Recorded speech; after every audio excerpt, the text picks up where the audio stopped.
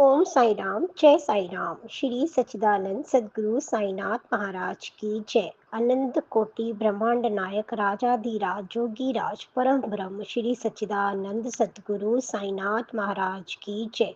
साई ज्ञानेश्वरी सार अध्याय 6। 6वें अध्याय में ईश्वर का ऐश्वर्य है।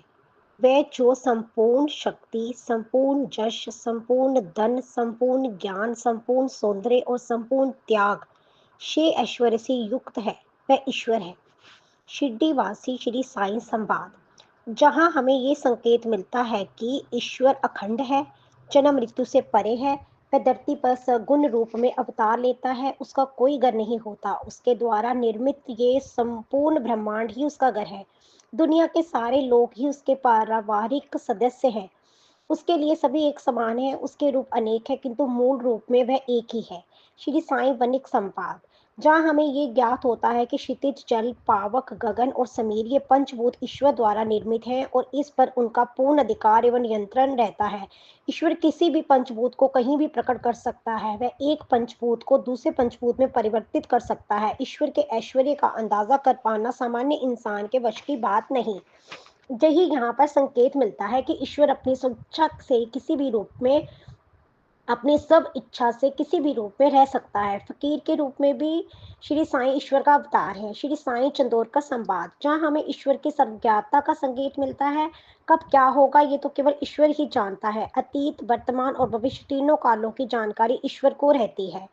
कुलकर्णी श्री साईं संवाद, जहाँ हमें ये ज्ञात होता है कि कठिन समय में, घोर विपत्ति में हमारी रक्षा सुरक्षा ईश्वर ही करते हैं। वे भक्तों की करुण पुकार सुनते हैं और सारे संकटों को दूर करते हैं।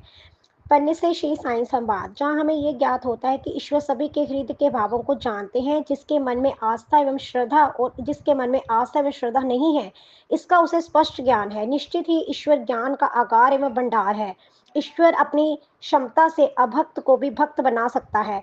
श्री साईं कुलकर्णी संवाद, जहाँ हमें ये संकेत मिलता है कि संसारिक प्राणी का जन्म एवं मृत्यु एक ध्रुव सत्य है और इसका समय और स्थान ईश्वर द्वारा निर्धारित विधान के अनुसार तय रहता है।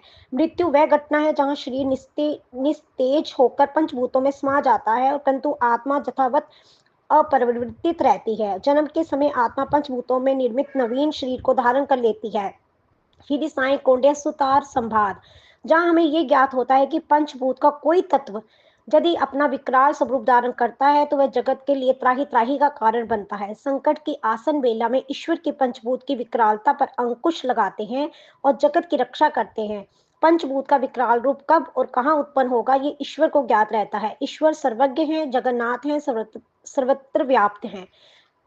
जहाँ ये भी ज्ञात होता है कि जगत की सारी संपदा एवं वैभव ईश्वर का ही अपदान है, उसी की संरचना है और उसकी कृपा से ही कुछ काल के लिए ये हमें प्राप्त होती है। ईश्वर उसे जब चाहे वापस ले सकता है।